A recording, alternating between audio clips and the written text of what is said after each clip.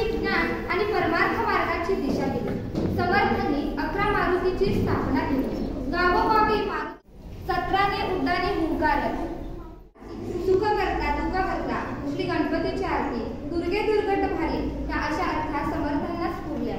त्यांनी प्रभू श्री रामचंद्रांना आपले गुरु मानले होते आणि श्री छत्रपती शिवाजी महाराजांचे ते आध्यात्मिक गुरु होते.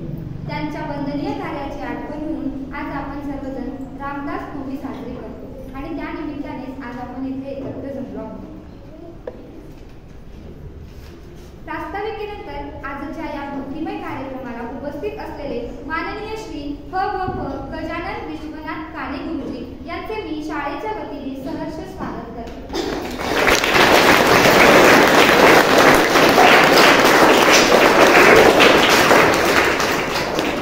आपले मुख्याध्यापक श्री मिर्झे सर यांना पुष्पगुच्छ देऊन त्यांचे स्वागत करावे अशी विनंती करते.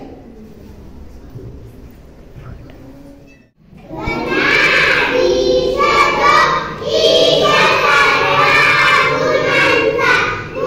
you.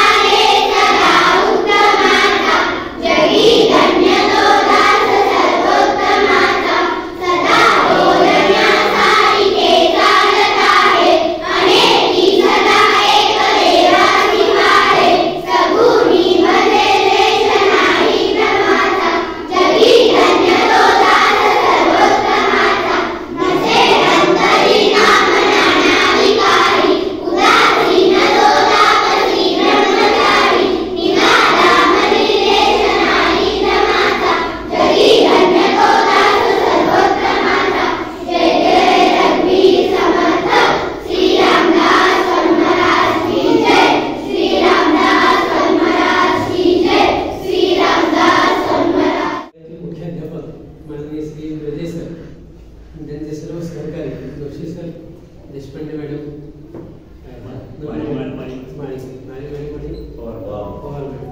या सर्वांना आणि सर्व आपले विद्यार्थी या सर्वांना पहिल्यांदा मी तुम्हाला सर्वांचं कौतुक करतो. कारण मनाचे श्लोक हे तुम्ही जे इथं पाठांतर केलं, पाठ म्हणून दाखवले, ते खरोखरच कौतुकाची गोष्ट आहे. आणि आज पाठांतर करणं हे आता अलीकडच्या मुलांना शक्य होत नाही.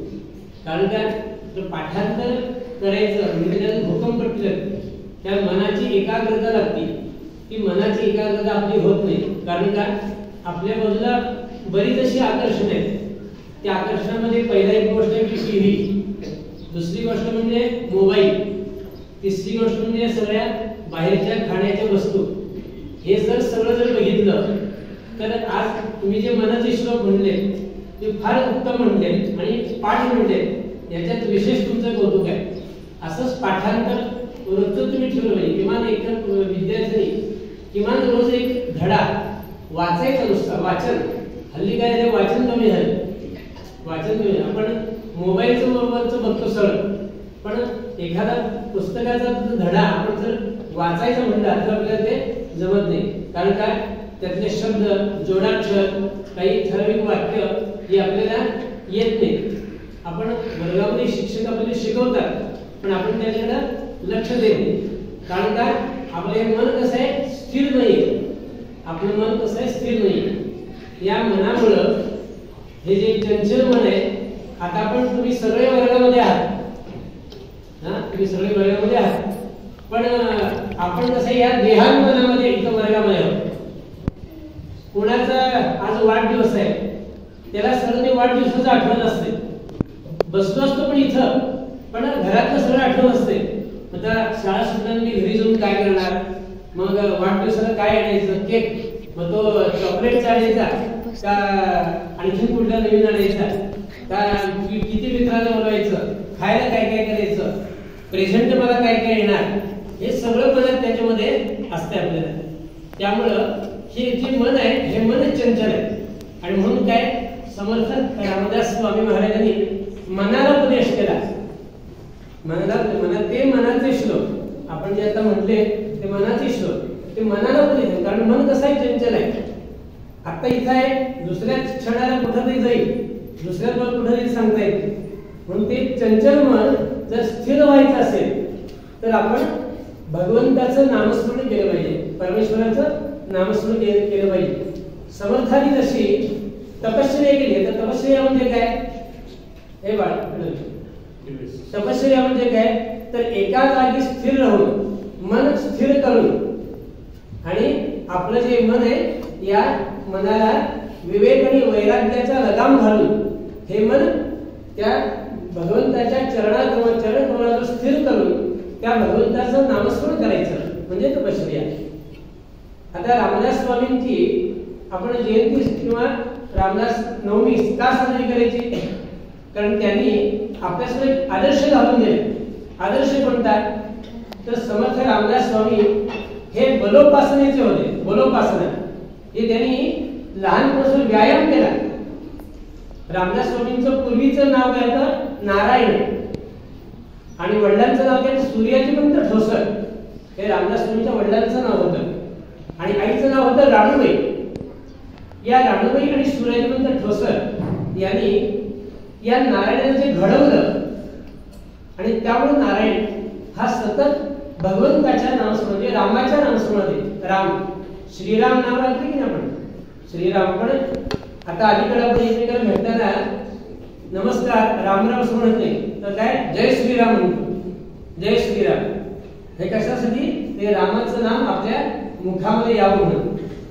आणि म्हणून रामदास स्वामी जो पूर्वीचा नारायण म्हणून होता त्याचं नाव नारायण, आणि मूळ गाव त्यांचं कुठलं, जांब. महाराष्ट्रामध्ये मराठवाड्यामध्ये जांब हे मूळ त्यांचं गाव. आणि अशा या नारायणाला सतत रामनामाचा ध्यास लागला. लहानपणी सुद्धा तो व्यायाम करायचा, जोर, बैठका, सूर्यनमस्कार असा व्यायाम करायचा.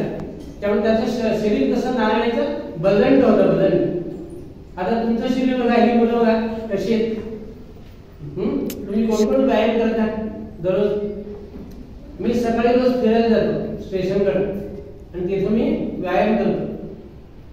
मग त्यामुळे काय होते, शरीर बळकट होते, शरीरामध्ये ताकद येते.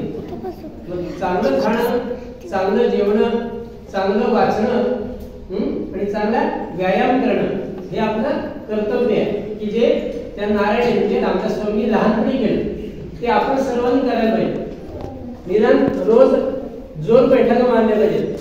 जोर बैठक मारल्या नाही की कोणाला जोर बैठका उठा बसा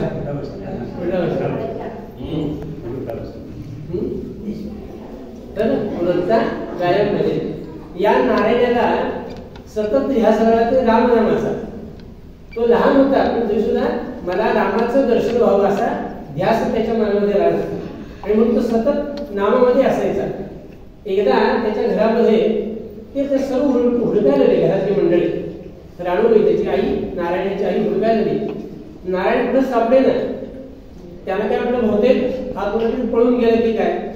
सर्व घर हुडकलं पण नारायण काही सापडलं नाही.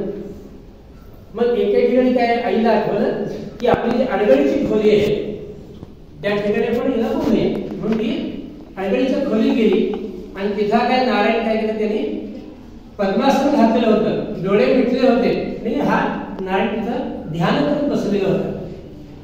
आई गेली त्या नारायणाला हलवलं. तो नामामध्ये तल्लीन झालेला होता, विचारामध्ये तल्लीन झालेला होता. त्याला वास्तव या जगाचं भान नव्हतं. नारायणाला त्या थांबेवर हलवता येईन आणि म्हणजे नारायणाला इथं पण बसलायस अडगळीच्या खोलीमध्ये. मग नारायण जागा झाला आणि म्हणतो काय आईला, आई चिंता करतो विश्वाची, बघा चिंता करतो विश्वाची असं नारायण म्हणत. तेव्हा त्या राणूबाईला पटलं की हा आपला मुलगा सामान्य कुणी नाहीये, हा आपला मुलगा सामान्य नाहीये, असामान्य. कारण जो या वयामध्ये विश्वाची चिंता करतो तो या आता पुढे मोठा नंतर काय करेल असा आईला अभिमान वाटला आपल्या मुलाचा. तसा तुमच्या प्रत्येक आई वडिलांना आपल्या मुलांचा अभिमान वाटावा असं पण काहीतरी करायला पाहिजे. मग आता काय करायचं, आपण वर्गामध्ये येतो, आपल्याला शिक्षक अगदी पोटच तिडकीने शिकवतात. मग ते जे शिकवतात ते आपण घेतलं पाहिजे, त्याप्रमाणे वर्गात अभ्यास केला पाहिजे, त्याप्रमाणे अभ्यास करून परीक्षेत वरच्या मार्गाला पास व्हायला पाहिजे. वरच्या मार्ग म्हणजे मग आपल्या आई वडिलांना अभिमान वाटणार आपल्या मुलाचा. नाही तर मग रोज तक्रार काय येणार की मुलगा घरात तक्रार घेऊनच येतो, यांनी मला मारलं, यांनी मला शर्ट ओढला, यांनी मला पाडलं, अशी तक्रार आपल्या आई वडिलांकडे येता कामा नये. अशासाठी काय केलं पाहिजे, हा जो नारायण आहे त्या नारायणासारखं आपण त्या भगवंताचं नामस्मरण केलं पाहिजे, रामाचं नाव घेतलं पाहिजे आणि सतत चांगलं काम केलं पाहिजे. संत काय म्हणतात, संत म्हणजे रामदास स्वामी, इतर जे संत होते तुकाराम महाराज, नामदेव महाराज हे जे संत होते, या संतांनी सांगितलं तुम्ही चांगलं किमान कृत्य करू नका पण किमान वाईट तरी करू नका. वाईट कृत्य काही करायचं नाही. उगीच कोणाला ते मारायचं, उगीच कोणाची खोडी करायची, बसल्या बसल्या कोणाची शर्ट ओढायचा, असं काही करायचं नाही. हा जो नारायण जो होता त्या नारायणाला आता किती 8वं वर्ष लागलं आणि त्या नारायणाची मुंज केली, म्हणजे मोंजी म्हणतात, मुंज केली, संस्कार केले त्याच्यावर आणि त्याला गायत्री मंत्राचा उपदेश केला. आणि मग त्या नारायणाला असं वाटायला लागलं की आपल्याला रामाचं दर्शन व्हायला पाहिजे, प्रभू रामचंद्रांचं दर्शन व्हायला पाहिजे. आणि म्हणून कळवळ लागली त्याला. आपल्याला एखादी वस्तू पाहिजे असेल तर आपल्याला कळवळ लागते, कधी आपल्याला ही वस्तू मिळेल. ती वस्तू मिळवण्यासाठी आपण धडपड करतो, ती वस्तू मिळायला आपण धडपड करतो, आईकडे हट्ट करतो. आईने तो हट्ट पुरवल्याशिवाय पण तिला सोडत नाही. तसं या नारायणाला ध्यास लागला की आपल्याला रामाचं दर्शन व्हावं आणि म्हणून त्यानं मनात विचारलं काय करावं आता. आणि एक विचार करता करता त्याच्या मनात आलं की आता आपलं गाव सोडून जाऊ, गाव सोडल्याशिवाय आपल्याला आपली प्रगती होणार नाही, आपला राम आपल्याला भेटणार नाही. म्हणून त्यांनी काय केलं, तिथून कुणालाही न सांगता हा नारायण निघाला आणि येता कुठं नाशिक जवळ टाकळी इथं आलं. टाकळी या टाकळीच्या शेजारच्या गावामध्ये शेजारी एक नदी होती.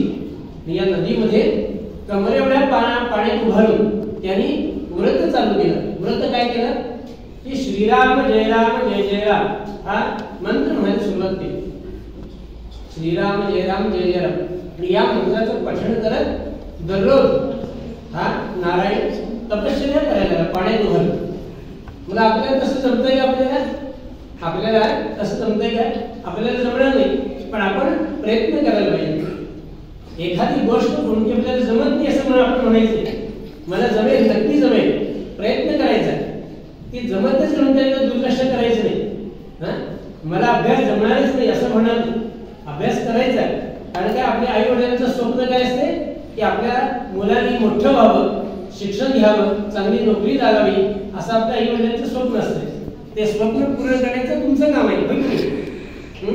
मग तुम्ही दंगल न करता वर्गामध्ये शांत करून आपल्या शिक्षकांचं ऐकून रोजचा जर अभ्यास व्यवस्थित केला तर आपण पुढं वरच्या पदावर पण पोहोचणार आहे. चांगली नोकरी लागणार आहे आपल्याला. आणि ती लागण्यासाठी आता आपण धडपड करायची आतापासून. मी नंतर करतो, कॉलेजला गेल्यावर बोलूया असं म्हणून चालत नाही. आपण आतापासून ती धडपड चालू ठेवलं पाहिजे. आणि म्हणून या नारायणाने काय केलं की रोज 1200 सूर्यनमस्कार घालायचे. रोज 1200 सूर्यनमस्कार.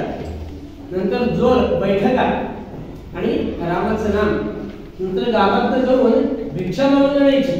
बघा आता तुम्हाला काय आहे, दररोज आपले आई वडील आपली आई दररोज गरम गरम अन्न करून घालती, स्वयंपाक करून घालती. पण त्या नारायणाचे कोण होते? कोणच होते. त्याला कोणच नव्हतं. मग तो काय करायचा, गावातून भिक्षा मागून आणायचा. ती भिक्षासाठी रामाच्या पुढे ठेवून त्याला नैवेद्य दाखवायचा आणि मग ती सगळी भिक्षा आपण खायची. असं हा नारायण तपश्चर्या करता करता किती वर्ष तपश्चर्या केली त्यांनी? 12 वर्ष तपश्चर्या केली. आणि 13 कोटी राम नाम जप केले. 13 कोटी राम नाम जप केला. आणि या कारणे त्याला प्रभू रामचंद्रांचं दर्शन झालं. प्रभू रामचंद्रांचा फोटो आपण बघितला की कोणी कोणी बघितलाय फोटो?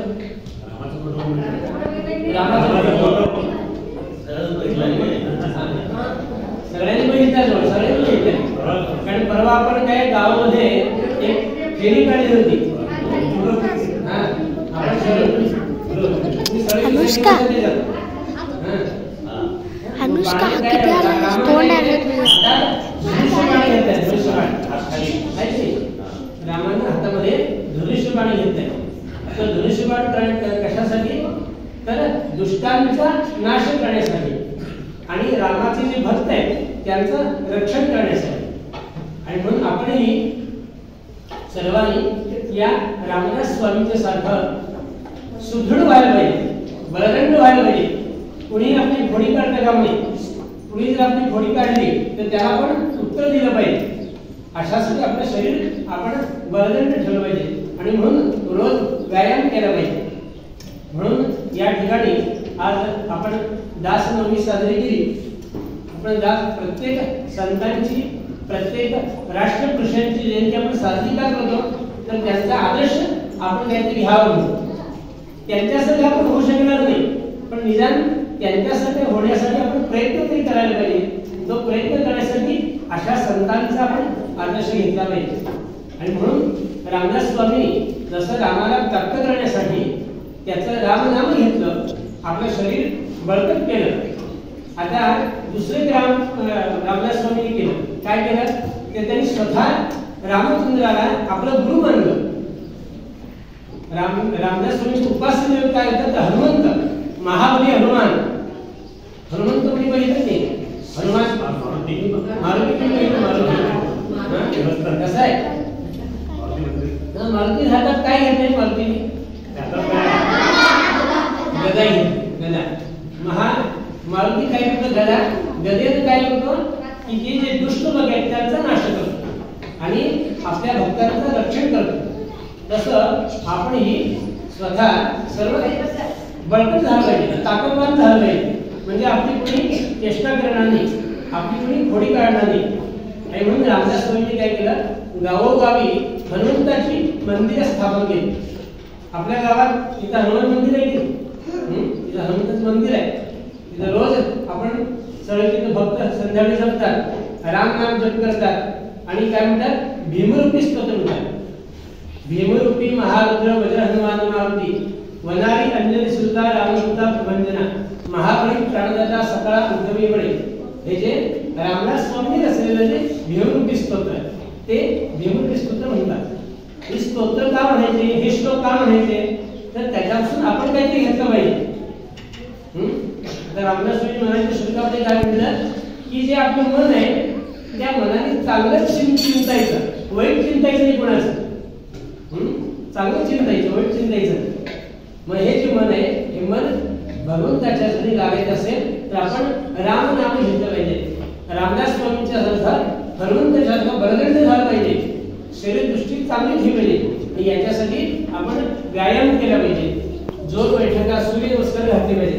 आणि हे सर्व जर करायचं असेल तर आपण आपले जे शिक्षक आहेत या शिक्षकांना आपलाच आदर्श मानून, आपले गुरु मानून त्यांच्याकडून शिक्षण करून घ्यायचं, शिक्षा करून घ्यायची. आपण चांगलं शिक्षण घ्यायचं, त्यांच्याकडून आदर्श घ्यायचा आणि घरात गेल्यानंतर आपल्या आई वडिलांनी सांगायचं मी वागेन तर चांगला वागेन, मी वागेन तर चांगला वागेन, अभ्यास चांगला करेन, परीक्षेत मार्क चांगले काढून या वरच्या वर्गापर्यंत मी पहिला मार्काला जाईल, पहिला वर्गाला जाईल असं आपण सर्वांनी मनामध्ये ठेवायचं. आणि रामकृष्णचा आणि रामदास स्वामींचा आदर्श, हनुमंतासारखा आदर्श आपण मनामध्ये ठेवून आज ही दासनवमी साजरी केली. याप्रमाणे आपण पुढेही आपण रामनाम मनामध्ये ठेवायचं, रामदास स्वामींचा आदर्श घ्यायचा आणि हे जीवनभर पुढं चालू ठेवायचं.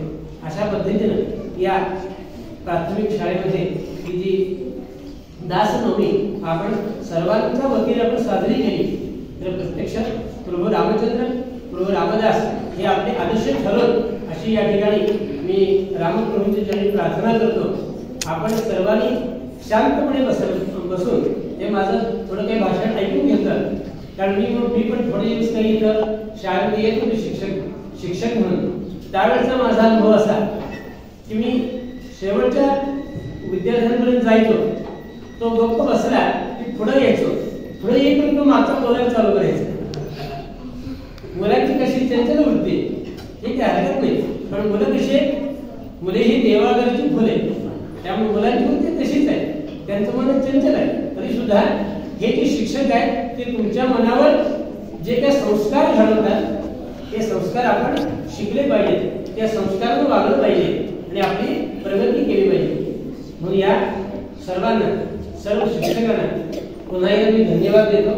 मला इथं येण्याची संधी दिली त्याबद्दल सर्व प्राथमिक शिक्षक, मुख्याध्यापक, शाळेची कमिटी या सर्वांना धन्यवाद देतो आणि या ठिकाणी थांबतो.